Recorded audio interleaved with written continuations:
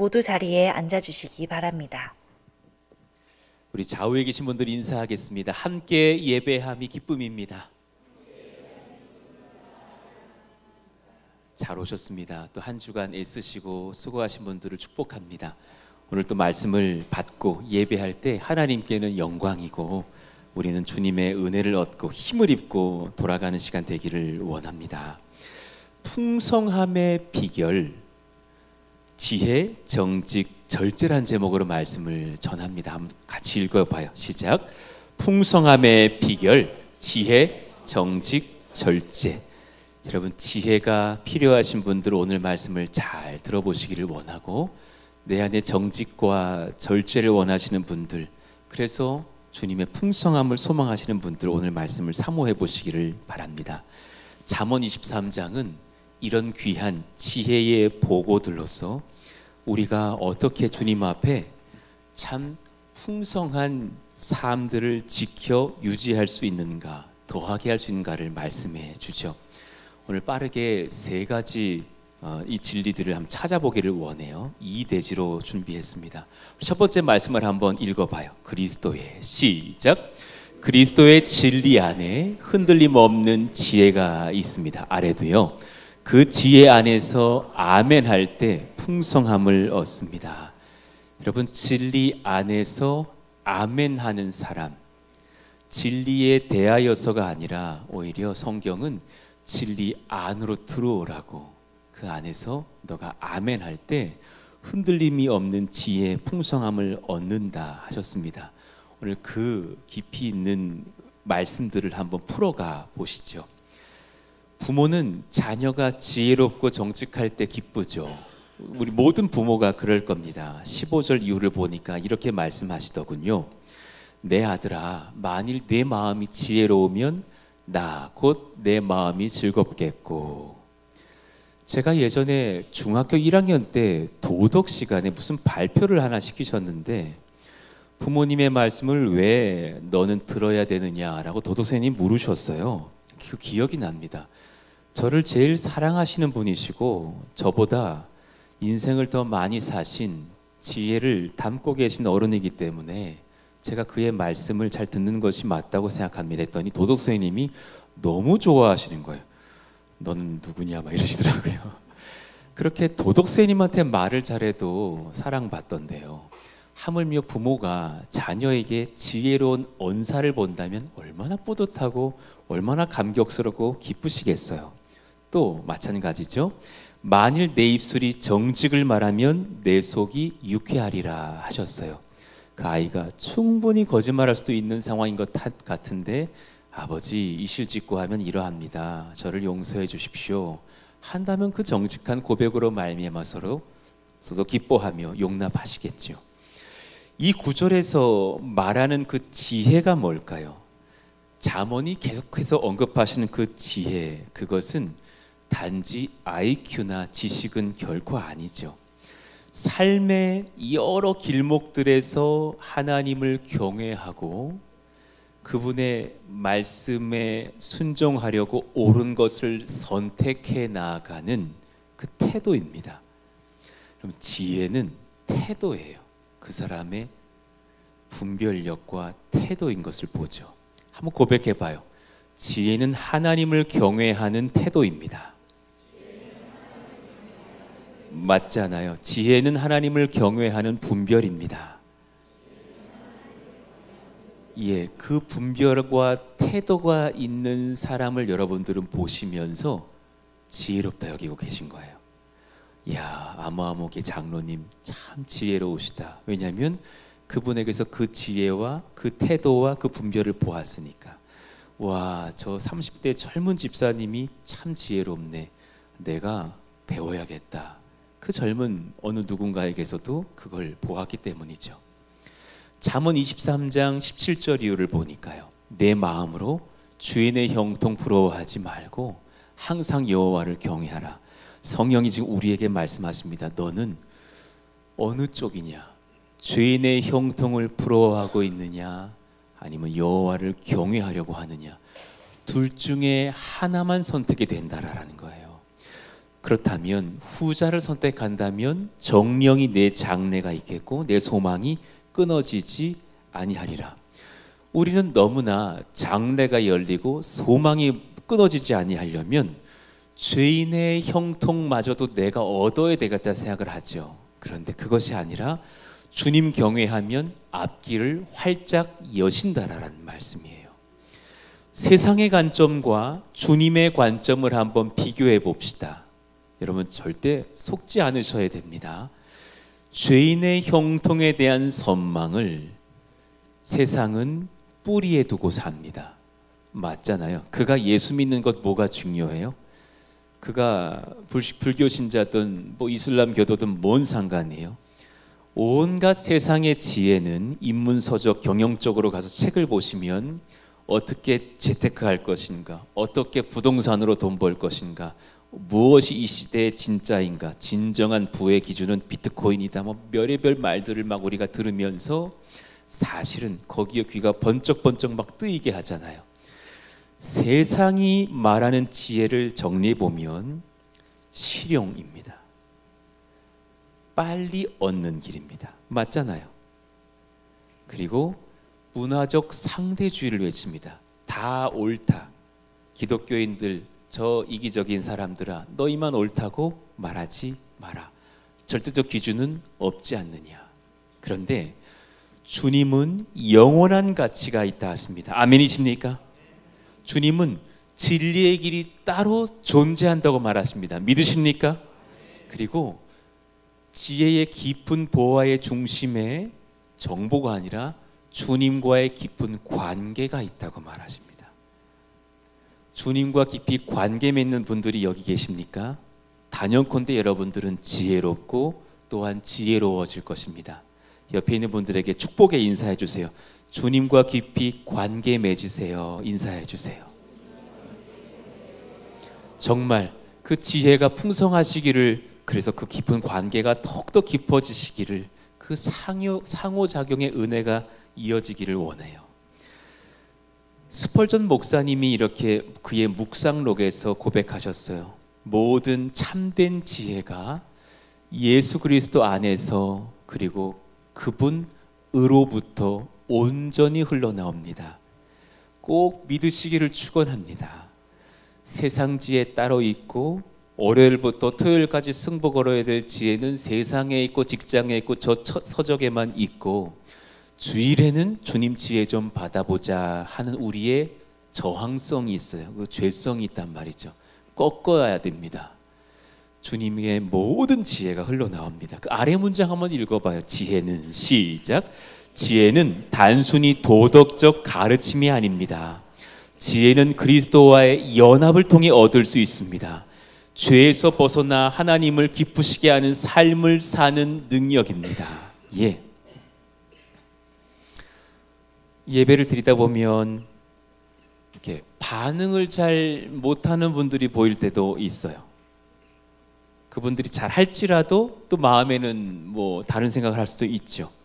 성령이 여러분들에게 물으십니다. 답해 보십시오. 지금 이 예배 중에, 이 시각 이 예배 중에 나는 주변인입니까? 예배자입니까? 여러분 속으로 답하십시오. 많은 분들이 후자라 하실 거지만 몇몇 분들은 나는 주변인인 것 같습니다 하실 분들도 있을지 모르겠어요. 이유는 다양하겠죠. 아직 주님을 잘 모릅니다. 내가 주를 믿고자 하나, 지난주 죄를 너무 많이 져서 이번 주는 오늘 예배는 주변인인 것 같습니다. 지금 저는 뭐 가족의 권유로 나왔지만 내 마음은 좀 냉랭하고 빨리 이 예배가 끝나고 유튜브나 봤으면 좋겠습니다. 다양할 수 있겠죠. 성경은 말씀합니다. 주님은 이 시간 말합니다. 주변인인 백성들이 계시다면 잘 들으라고. 여러분, 예수님과 깊이 연합할 수 있는 길이 있습니다. 그건 주님이 하실 일이지 우리가 뭘 더 잘해야 되는 것이 아닙니다.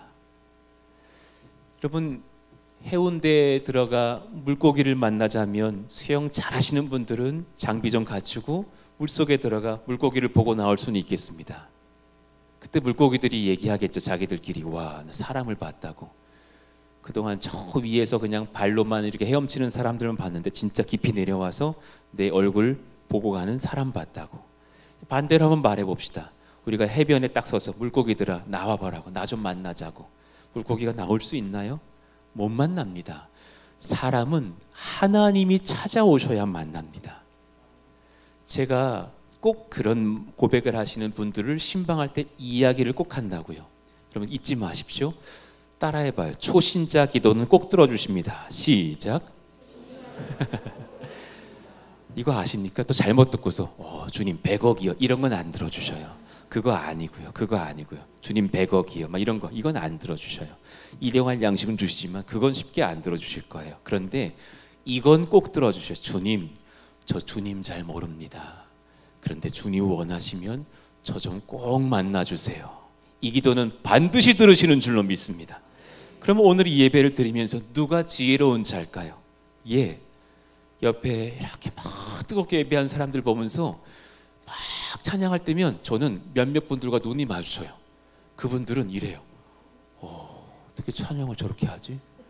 어떤 분은 막 자꾸 가족을 보면서 왜 울지? 왜 울어? 왜 울지? 이런 분들이 있어요. 귀한 분들이에요. 그분들에게 오늘 이 기도를 한번 해보시기를 축복할게요. 주님, 제 처가 주님 만나서 흘리는 눈물이라면 저도 주님 만나 눈물 꼭 좀 흘려보고 싶습니다. 주님 저 좀 만나 주십시오. 할렐루야. 그 기도 들으시는 줄로 믿습니다. 예, 그것이 사실은 지혜를 구하는 그 시작점에, 주변인이 아니라 이제 예배자로 들어오는 시작점의 지혜의 고백이 아닐까요? 예, 얼마나 귀한 하나님의 능력을 경험할 간구입니까? 몇 가지 마음을 한번 지혜를 향해서 점검해 보겠습니다. 자, 첫 번째, 나의 마음 깊은 곳의 주인은 누구입니까? 답하십시오. 예, 조금 추워하신 것 같아요. 좀 춥죠? 안 추워요? 기침은 왜 하신 겁니까? 개인적으로 이 추위와는 상관없다. 오해했습니다. 여러분들의 마음을 저는 잘 모르나 성령은 아시는 줄로 믿습니다. 마음 깊은 곳의 주인은 누군가? 헤쳐보고 헤쳐봤더니 양파처럼 계속 하나님만 나와야 되는데 갑자기 양파를 한 3장 깠더니 마늘이 있어요.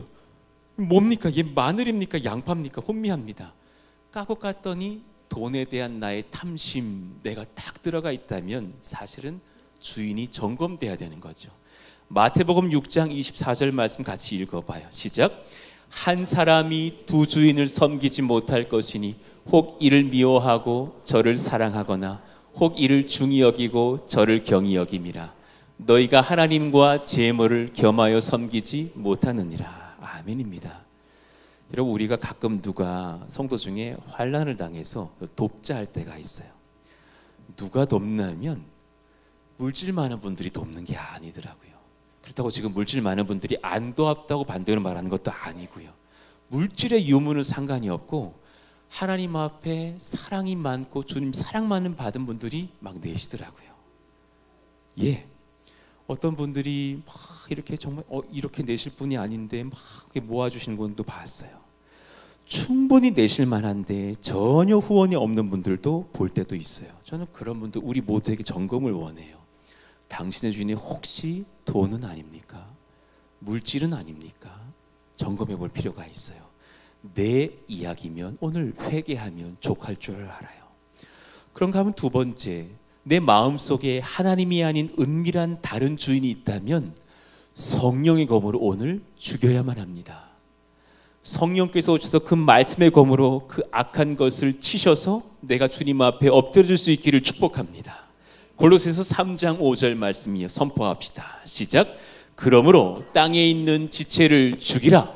곧 음란과 부정과 사욕과 악한 정욕과 탐심이니 탐심은 우상 숭배니라. 예, 분명히 죽이라 하셨는데 말씀의 검, 성령으로 죽이는 것이지 내 개인적인 결단으로 죽이는 게 아닙니다.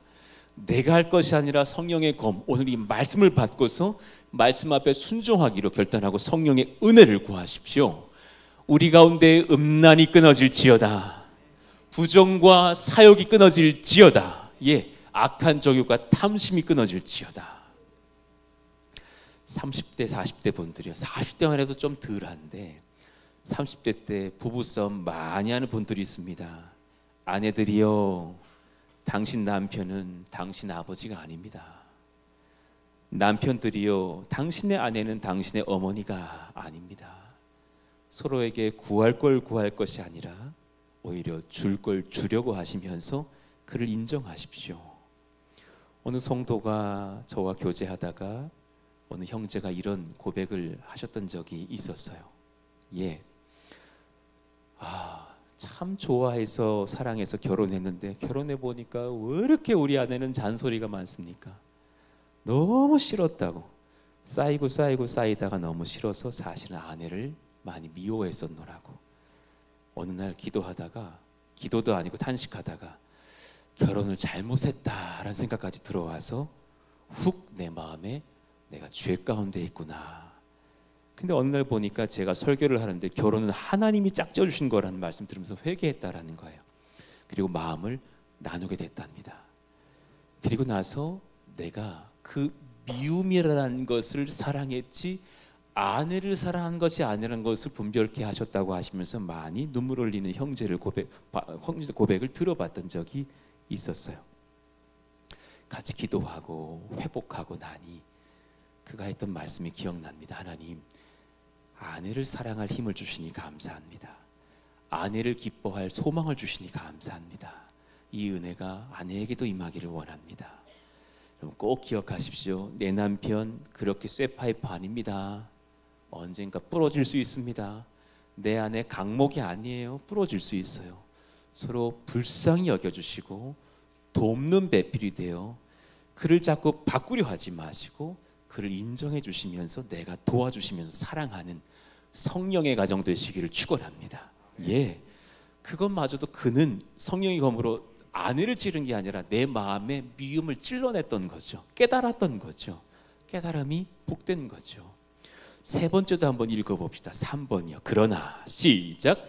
그러나 염려하지 마십시오. 모든 것을 소유하신 분이 자기의 것이 곧 우리의 것이라 하십니다. 할렐루야.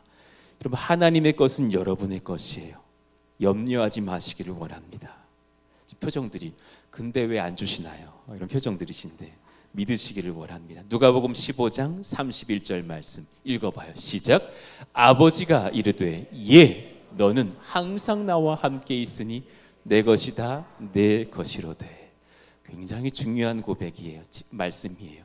내 것은 다 내 것이란다. 그럼 우리는 뒤에 너무 강조점을 많이 둬요. 앞을 기억하셔야 돼요. 항상 나와 함께 있으니. 여러분 지금 여러분에게 물질 여하의 그 중요성 너무 따지지 마시고 여부가 중요한 게 아니라 하나님이 나와 함께 하신 것에 집중하시기를 축원합니다.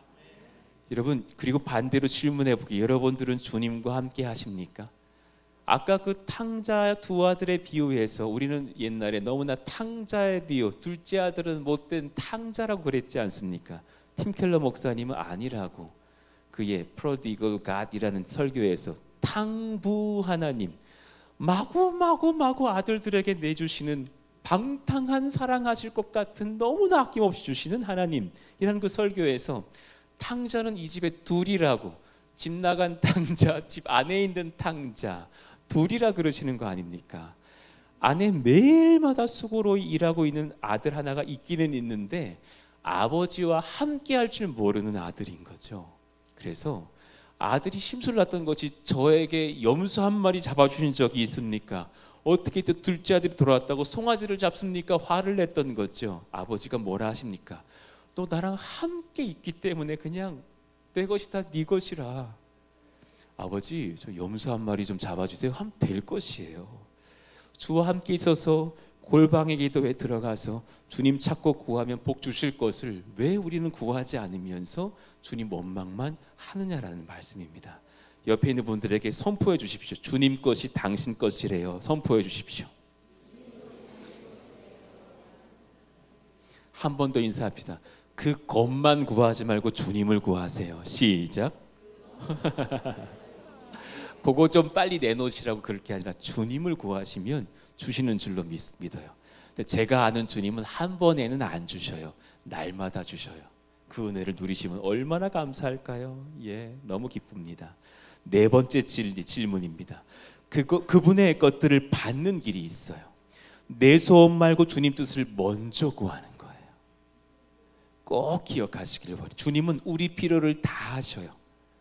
자, 우리 여성분들이요, 월요일부터 토요일까지 한 주를 또 준비하면서 지금 주방에 뭐가 필요한지, 냉장고 뭐가 필요한지 생각해 보죠. 5초 드릴게요. 생각해 봐봐요.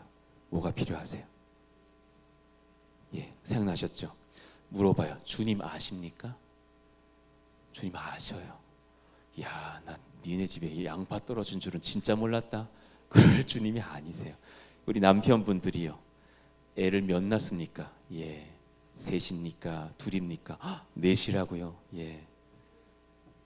그 아이들을 시집장가 보내기까지 얼마 모으셔야 됩니까? 생각해 보십시오. 갑자기 얼굴이 이제 어두워지셨어요. 내가 왜 이리 많이 낳노 아닙니다. 주님께 이제 묻어보십시오. 주님, 얼마가 필요한지 주님 아시죠? 주님은 여러분 가정 10,000대까지 필요한 것 다 준비해 놓으셨어요. 할렐루야. 예, 염려 마시라라는 거예요. 전혀 염려 마세요. 그럼 누가 받을까요? 주님 것 먼저 구하는 사람들이 받아요. 잊지 마셔요. 마태복음 6장 31절 이후에 염려하여 이르기를 무엇을 먹을까, 뭘 마실까, 입을까 하지 말라. 이건 다 이방인들이 구하는 것이라. 너희 하늘 아버지께서 이 모든 것이 너에게 있어야 할 줄을 아시느니라. 다 아시고 준비해 놓으신 줄로 믿으시기를 축복합니다. 다 아시고 다 마련해 놓으셨어요. 그러니 한 가지 먼저 하는 분들이 이걸 받아요. 33절입니다. 읽을까요? 시작.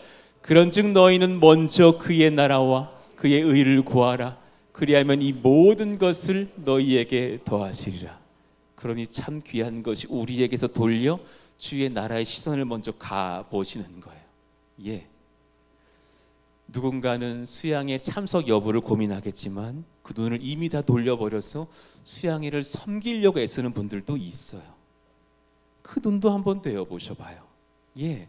누군가는 교회 출석 여부를 따지면서 나밖에 모르는 연약한 마음도 있겠지만 누군가는 그 한 명을 더 데려오려고 사실 열심히 전화신방하면서 전도하는 이웃도 있지 않습니까?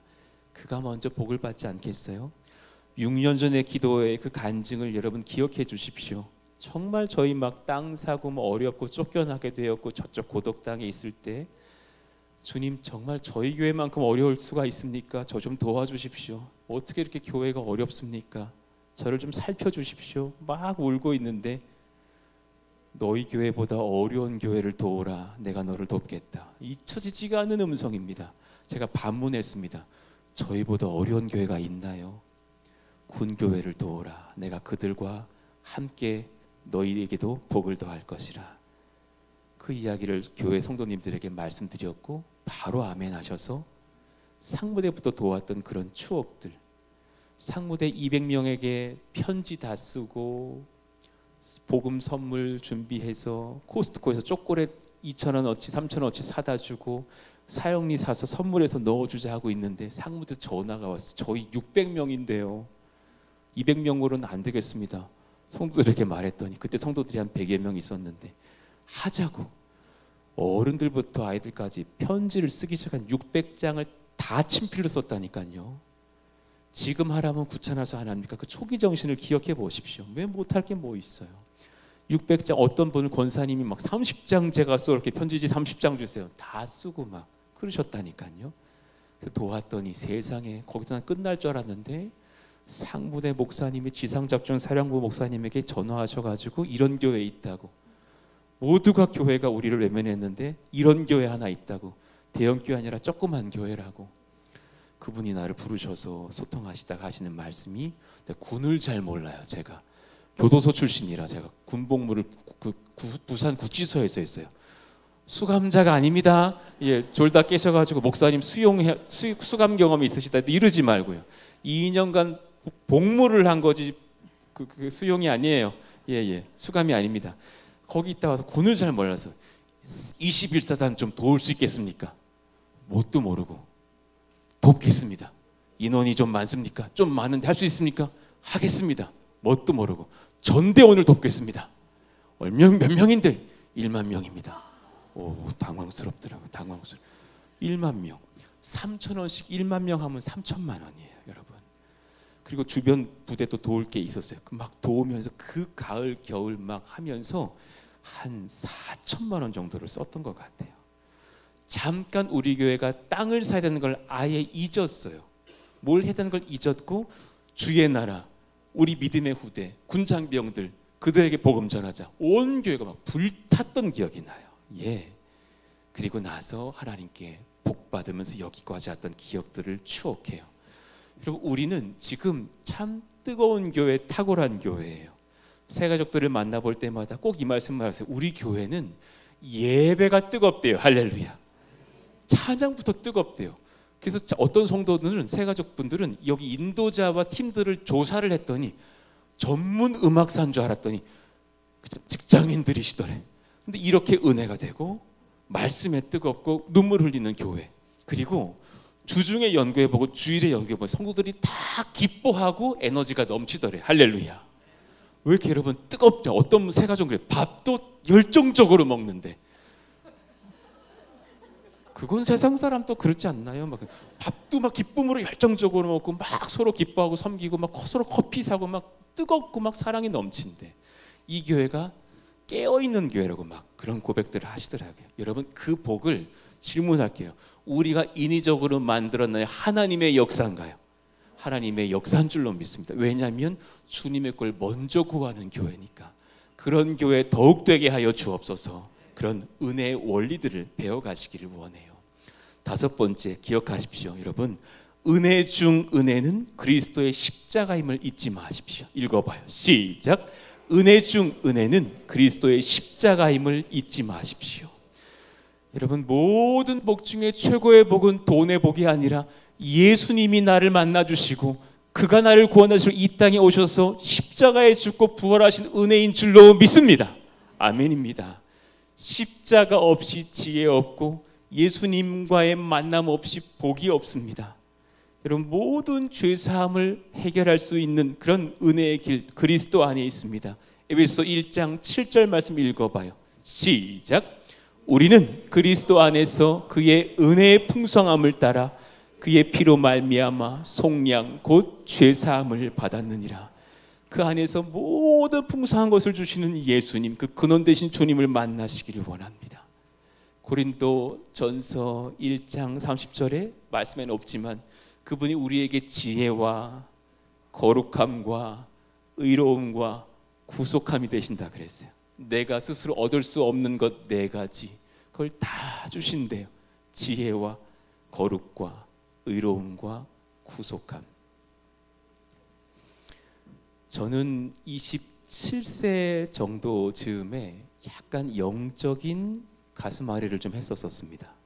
아직 철이 없고 연약해서 고등부 아이들을 이렇게 섬기고 있었던 풋내기 전도사였는데, 설교를 어느 날 잘하고 나면 애들이 막 설교 듣다가 우는 거예요. 막 회개하고 회심하고 그랬었던 기억이 나요.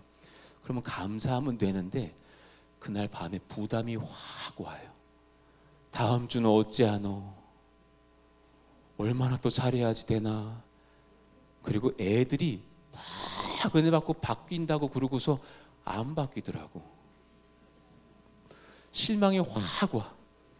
어떤 애 막 돌 들고 와가지고 내 손 막 찍어달라 그러면서 담배를 피는 이 손을 찍어달라고 막 그러는 거예요. 막 손 찍어달라. 그러지 말자 내 아들아. 막 울어줬더니 3일 뒤에 전화 와요. 니코틴의 영향력이 셉디다 막 이러면서 막 다시 폈다라는 거예요. 그런 걸 봤을 때 허망하고 아프고, 어떤 애가 가출해가지고 집 엄마가 울어. 그래서 막 걔를 또 찾았네. 경항고 애들한테 수소문 돌려서 그 아이가 가출 7일 차다.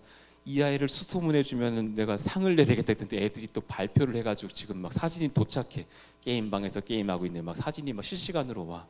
그 아이 만나가지고 막 주님 만나자 그러고 막 회개하자 그러고 막 그래서 막 하고 나서 한 달 뒤에 집 또 나가. 막 너무 화가 나는 거예요. 막 이게 안 맞아. 왜 이렇게 나갔니? 계속 그냥 답답해서요. 막 이러다 이게 애들이 어린 거예요. 그때 막 울이 확 왔던 거예요. 신대원에 가보니까 신대원 2학년, 1학년 막 이럴 때인데, 대학 때 강의를 너무 잘하는 분들이 사회복지학과에 좀 계셨었어요. 내가 세상 학문을 들으면서 그분들 다 기독교인이긴 했지만 어떤 여자분이신데 그 여자분이 사회복지를 가르칠 때 그 남편분은 서울대 교수시고 자기도 서울대 출신의 저희 대학 교수신데 강의를 하시는데 너무 강의가 꿀 같은 거예요. 내가 그 세상 강의를 듣다가 막 울었다니까요. 주님, 제가 나중에 설교를 하거든 저런 지혜를 좀 얻기를 원한다고. 그리고 신대원에 왔는데요, 한 18분 정도는 잘하시지만 2분 정도는 나 못 듣겠는 거예요.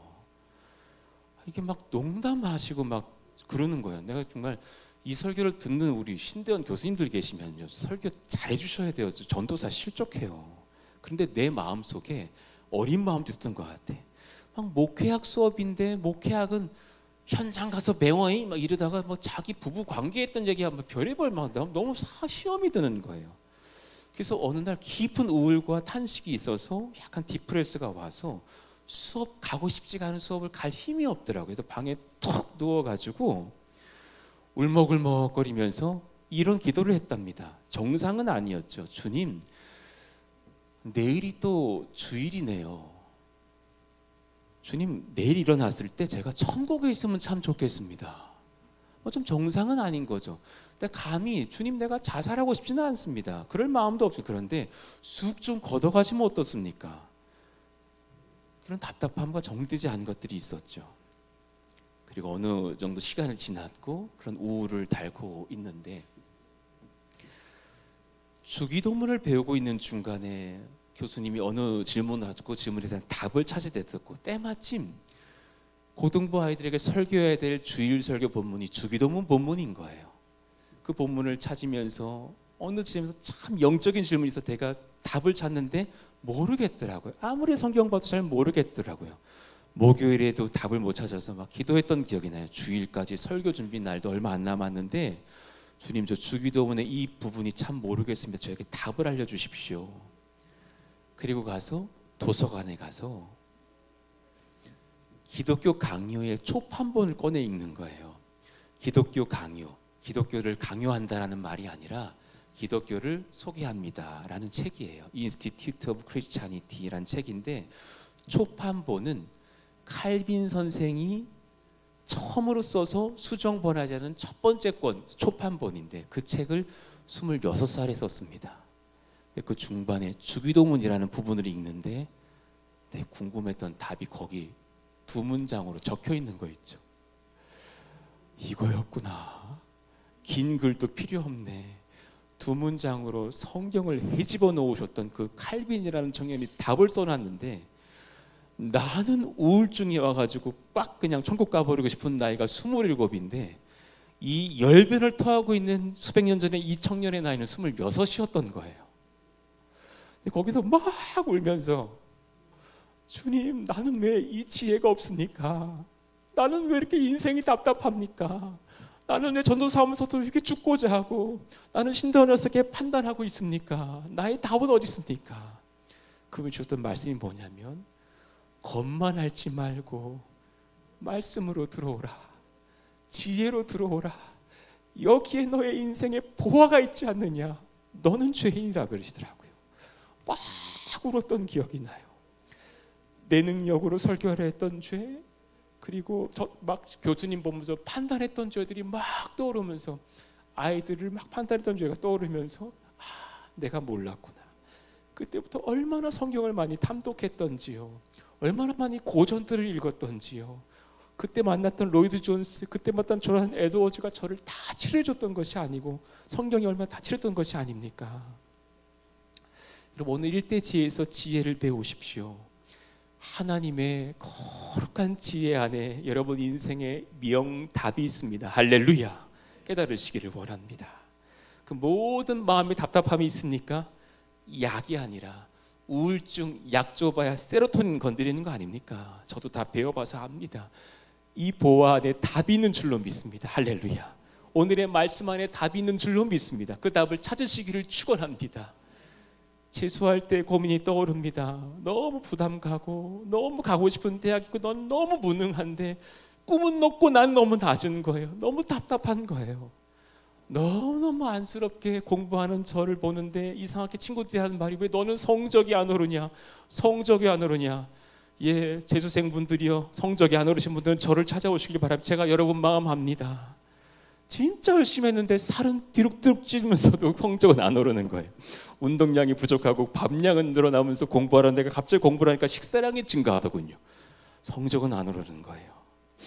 9월 모의고사, 전국 모의고사를 봤는데 재수 시작할 때 성적을 다시 받아가지고 책을 엄청 찢었어요.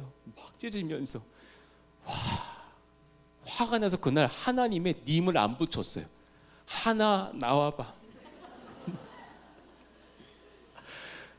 오늘 님을 못 붙이겠어. 하나 나와봐. 왜 그러니? 내가 최선 다한다 그랬잖아. 매일 아침마다 큐티했잖아. 밤마다 무릎 꿇고 기도했잖아. 왜 그러는데? 뭐가 문제니? 막 그러고 있었어요. 그럼 뭐 어머니가 들어와 보시더라고. 그럼 어머니가 목사 아내이시고 사모님이신데 아들아 그렇지 않다 막 끌어안아줘야 되잖아. 애가 이상하네. 그러고 나가시더라고. 막 울면서 뛰어내릴까? 아파트 10층이었거든요. 확 열었더니 밑에 짱돌이 있어. 너무 아프겠어. 다시 닫고 이렇게 못 죽겠어. 막 그러다가 지쳐가지고 기도하고 풀이 적어 있는데 난 주님 음성 들었거든요. 네가 아무것도 아니라는 것을 나에게 인정하고 내가 너에게 지혜의 근원이라는 걸 인정하면 내가 널 쓸 텐데. 충격적인 음성이었습니다. 많이 울었습니다. 세상에 그 남은 2달 11월 중순에 수능인데 성적이 올라서 저 수능 5개 틀렸거든요. 충격적인 성적이었습니다. 하나님 계시구나. 내 교만을 꺾으시려고 그러셨구나. 나중에 목사 됐다는 그 청년 때 네 지혜로 안 하게 하시려고 나를 그렇게 쓰셨구나. 여기 재수생 계십니까? 절대적으로 하나님 지혜를 구하셔야 돼요. 그가 나를 만지시면 주님께서 나를 들으십니다. 할렐루야. 그 역사를 경험하시기를 원합니다. 여러분 이대지를 조금 짧게 갈게요. 풀 이대지를 듣고 싶은 분들이요 1부 예배를 꼭 들어보시길 바랍니다. 지금 약간 제가 1부가 길었습니다. 1대지가 2대지를 갑시다. 정직과 절제에 대한 말씀입니다. 한번 같이 읽어봐요. 시작. 정직, 절제는 흔들림 없는 다스림의 권세를 낳습니다. 아까 지혜가 흔들림이 없는 나의 인생의 풍요로움을 낳는다면 정직과 절제는 다스림의 권세가 흔들리지 않게 해요. 여러분 주님이 우리를 세상을 다스리는 사람 되게 하셔서 여러분들은 다 거룩한 영적인 제사장이요 왕 같은 리더들이신 줄로 믿습니다. 그럼 당신은 리더입니다. 당신은 제사장입니다. 인사해 주십시오.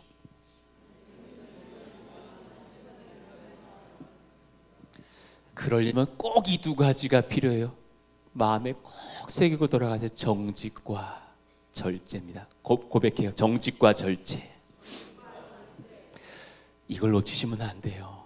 주 앞에서 정직하게 하소서. 예, 하나님 앞에서 정직을 잃어버리면 죄 짓는 것을 가볍게 여기게 돼요. 큰일 나요. 절대 이런 사람을 쓰지 않으셔요. 쓰다가도 내려놓으실 수 있어요. 저를 위해서도 중보해 주세요. 저도 평생에 주님 앞에서 성도 앞에서 정직한 목사 되기를 원해요. 그런 성도이기를 원해요. 주 앞에서 정직하게 하소서. 잠언 28장 13절 말씀 같이 한번 읽어봐요. 시작. 자기의 죄를 숨기는 자는 형통하지 못하나 죄를 자복하고 버리는 자는 불쌍히 여김을 받으리라.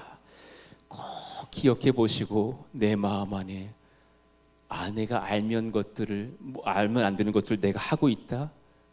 바로 용서를 구하시고 회개하시고 그 삶을 끊어내시고 아내에게도 죄 고백하시고 그런 정직함이 필요해요.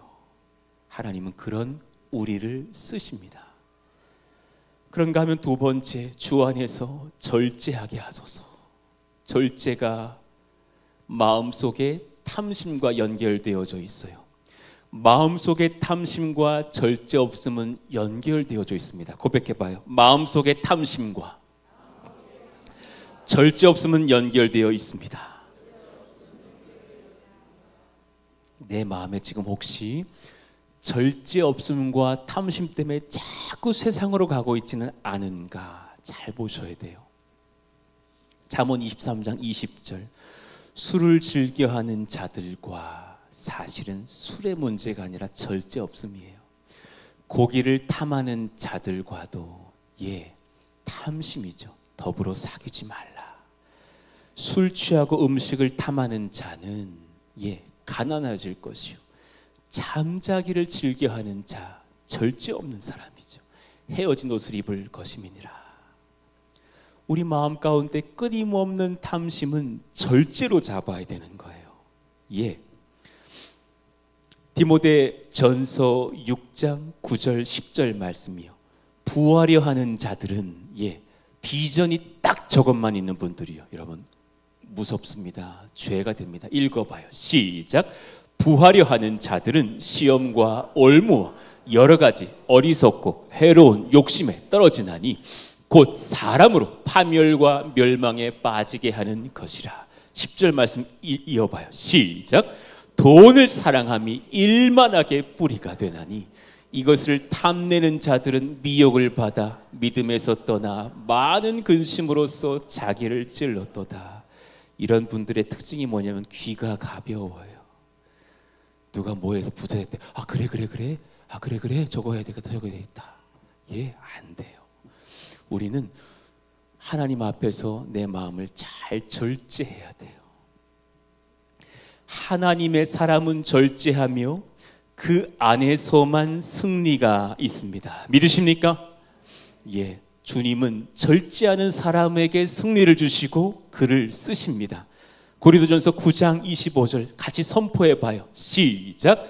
이기기를 다투는 자마다 모든 일에 절제하나니 그들은 썩을 승리자의 관을 얻고자 하되 우리는 썩지 아니할 것을 얻고자 하노라. 아멘. 목회의 방법 중에 저는 한 5가지 덕목 중에 하나가 절제더라고요. 때로 제 마음이 무너지는 일이 있을 때도 있어요. 어떤 분이 저에게 아프게 할 때도 있고, 또 교회가 이런저런 어려움이 봉착할 때도 왜 없겠어요. 지난 5, 6, 7년간 왜 없었겠어요. 그때마다 하나님이 절제의 시간을 주시면서 너의 입을 오히려 닫고 한 달간 기도하라, 40일간 기도하라, 엎드려지라. 내가 너에게 한 달간 한 끼의 금식을 원한다. 나에게 너의 마음을 주라. 그 절제와 그 기도의 시간 속에서 쑥 교회는 평강으로 바뀌어져 있는 것을 봐요.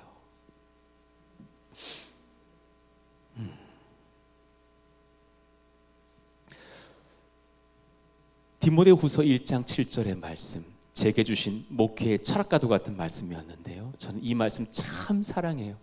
하나님이 우리에게 주신 것은 두려워하는 마음이 아니요 이어 하나 목회 두려워하면서 하지 마라. 오직 이 3가지로 해라. 읽어봐요. 오직. 시작. 오직 능력과 사랑과 절제하는 마음이니 이 3가지가 우리 모두에게 항상 있으시기를 축원합니다. 승리하는 비결이고 섬기는 비결이에요. 우리는 지금 요즘 수요일마다 존 버년의 그린 철로 역정을 같이 보면서 성경을 탐독하고 있죠. 우리 두 목사님들이 막 성우도 되었다가 말씀을 전하시다가 얼마나 감사한지, 우리 막 간사님 해설자 역할 하시면서 낮은 음으로 막 그리스도는 말했다 이러면서 멋있게 하시잖아요. 은혜가 돼요. 존 버년 아십니까? 너무나 놀랍게도 존 버년은 그가 주의 복음 전하다가 12년간 옥살이를 하게 돼요. 나라가 복음을 통제해요. 내가 허락하는 복음만 전해라는 정말 말도 안 되는 찰스 2세 때의 일인데, 나는 예수 복음 전한다 그러면서 12년간 옥살이를 할 때 그가 저 아래의 책, 죄인인 개수에게 임한 풍성한 은혜라는 자서전 같은 책과 철로 역정 2권을 씁니다. 여러분, 우리는 지금 철로 역정을 배우고 있지만 잠깐 그 뒤의 책, 자기의 자서전인 그 책을 한번 잠깐 소개해 보면 깜짝 놀라실 거예요. 철로 역정의 저자 존 버년이 어릴 때는 보통 아닌 불황아 같은 사람이었대요. 자기의 이야기를 한번 제가 이제 읽어봐 드릴게요. 저는 어릴 적부터 매우 거칠고 방탕한 삶을 살았다고 스스로 고백할 수 있습니다. 저는 이웃 어른들에게서 손가락질을 당할 만큼 심한 욕설과 거짓말, 신성 모독을 일삼는 언행으로 가득 찼습니다. 주일에도 종을 치고 춤을 추며 오락을 즐겼던 사람입니다. 저의 모든 말끝마다 욕설이 붙어 있었습니다. 모든 종류의 악을 다 저질러 봤고 불경건함에 있어서는 친구들 중에서 으뜸가는 주동자였습니다. 저는 어린 시절부터 악몽과 죄책감에 시달렸지만 그렇다고 해서 제 행동이 멈춰지지는 않았습니다.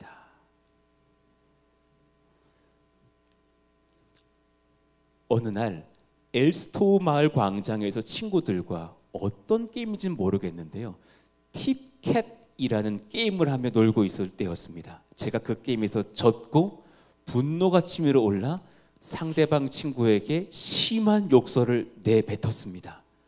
그 순간 하늘에서 들려오는 듯한 음성을 제가 들었습니다. 죄를 버리고 천국에 갈 것인가? 아니면 죄를 가지고 지옥에 갈 것인가? 죄를 버리고 천국에 갈 것인가? 아니면 죄를 가지고 지옥에 갈 것인가? 그 음성은 마치 예수님께서 하늘에서 저를 꾸짖는 듯한 그런 느낌을 받게 되게 한 음성이었습니다. 그 뒤부터 저는 극심한 영적 갈등과 씨름하면서 두려움과 고통 속에 살았습니다. 그래도 그 답은 못 찾은 거죠. 그 후 경건한 여인과 결혼하게 되었는데 아내가 가져왔던 2권의 신앙 서적을 보았습니다. 아서 덴트의 평범한 사람의 천국으로 가는 길과 루이스 베일리의 경건의 실천이란 책은 저의 영적 갈등을 더욱 심화시켰습니다. 그래서 그때부터 저는 외적인 종교 행위에 참여하면서 삶을 개선하려고 노력했지만 답답함은 여전하였고 큰 변화를 느끼지는 못했습니다. 진짜 변화됐던 시점은 베드퍼트 지역에서 아주 가난한 몇몇 여인들이 수다를 하고 있는 장면을 엿듣게 되면서였습니다. 이 여인들은 극심하게 가난한 중에서도 너무너무 행복해하면서 어떻게 하나님의 은혜로 거듭나고 구원받았는지에 대해 기쁨으로 자신이 만난 예수님을 나누고 있었습니다. 그들의 대화는 저에게 너무나 큰 충격을 주었고 저는 그때 한 가지를 깨달았습니다. 나에게 그런 새로운 탄생이 없었다라는 것을, 나에게 그런 새로운 변화, 인격적인 만남이 없었다라는 것을 깨닫게 되었습니다. 문제를 내 안에서만 해결하려 했지 그분을 받아들이지를 못했다라는 것을 깨달았습니다. 저는 그때 이후 베드퍼드의 지역에서 목회하시는 존 기포드 목사님을 찾아뵈어 만나게 되었고 그의 도움과 그의 말씀을 받으면서 깊은 회개와 그리스도에 대한 참된 믿음과 교제를 시작하게 되었습니다. 저는 자신을 지배했던 욕설과 오락과 방탕한 습관들이 끊어지고 있는 것을 경험했습니다. 제 삶은 완전히 변화되었고 죄의 노예였던 저를 예수님이 당신의 말씀으로 완전히 바꾸사 자유롭게 살아가는 사람 되게 하셨습니다. 존 변호는 이후에 목회자가 되죠. 그리고 설교를 하지 말아라, 예수 복음을 전하지 말아라, 그러면 넌 출소할 수 있다라는 죄명으로 옥에 갇혀요. 오늘이라도 설교 안 한다 그러면 출소할 수 있는 거였어요. 끝까지 버텨 12년간 갇혀 있어요. 얼마나 힘들었을까. 그 12년 마지막도 부인에서 나온 게 아니라 법이 바뀌고 본인이 합당한 출소를 하게 돼서 나와서 복음을 전하죠. 그의 기록을 한번 들려봐 드릴게요. 여러분, 절제를 배우시기를 원해요. 내가 감옥에 있으나 내 영혼은 자유롭다. 내가 복음을 전하는 일을 그만두기 전까지는 감옥을 나갈 수 없다. 그러나 복음 증거를 포기하라면 도리어 석방됨을 포기하겠다. 절제는 주님과의 관계가 있어야만 나타나는 거라는 말이죠. 우리는 지금 개인적인 금욕의 삶을 살고 있는 불교 신자가 아니란 말이에요. 하나님은 같이 읽어봐요. 시작. 하나님은 나의 시선을 세상에서 들어 그분께 고정시키기 위해 나를 감옥에 두셨다. 이곳은 나에게 최고의 예배의 처소가 되었다. 여러분, 이런 절제를 배워갈 수 있는 깊은 주님과의 만남이 있으시기를 축원합니다. 구하십시오. 주님이 만나주십니다. 그가 자기를 빗대어서 표현하면서 나는 부족한 크리스천이라고 그러면서 쓴 책, 철로 역정. 그 책에 우리 이미 초반부 배웠는데요. 한번 읽어봐 드리죠. 해석자의 집에 들어가서 두 사람을 만나게 되는 거죠. 열망, 영어로는 passion. 자기 마음대로 자기 열정 지르고 사는 사람, 그리고 하나님 만난 사람, 인내. 그 두 사람에 대해서 크리스천이 묻습니다. 이 아이들은 누구입니까? 그랬더니 해석자가 설명해 주죠. 열망은 이 세상에 속한 자로 지금은 기다리지만 지금 당장 원하는 것을 얻고 싶어하는 자이고, 인내는 저 세상에 속한 자로 하나님 나라죠. 지금은 기다리지만 결국 가장 좋은 것을 받을 자입니다. 그리고 얼마 지나지 않아 그 열정이라는 자가, 열망이라는 자가 거지가 되어가는 모습을 보면서 누더기뿐인 그를 보면서 다시 묻죠. 저는 무슨 교훈을 얻어야 됩니까? 해석자가 답합니다. 읽어봐요. 해석자는 대답했습니다. 그 이유. 지금. 시작. 지금 당장의 유익을 탐하지 말고 장차 올 것을 기다릴 줄 알아야 합니다. 보이는 것은 잠시지만 보이지 않는 것은 영원하기 때문입니다. 여러분, 이 거룩한 성령이 허락하시는 정직과 절제를 배우십시오. 존 버닌의 설교를 인용하고 마치겠습니다. 절제는 단순히 욕망을 억제하는 것이 아니다. 더 크고 영원한 것을 바라보며 기다릴 줄 아는 믿음의 태도이다. 여러분과 저에게 이 지혜와 정직과 절제가 임하여 풍성한 크리스천으로 살아가는 역사가 있기를 예수 이름으로 축원합니다. 자리에서 한번 일어나서 모든 상황 속에서 제가 지혜를 구하겠노라고, 정직하겠노라고, 주를 향해 절제하겠노라고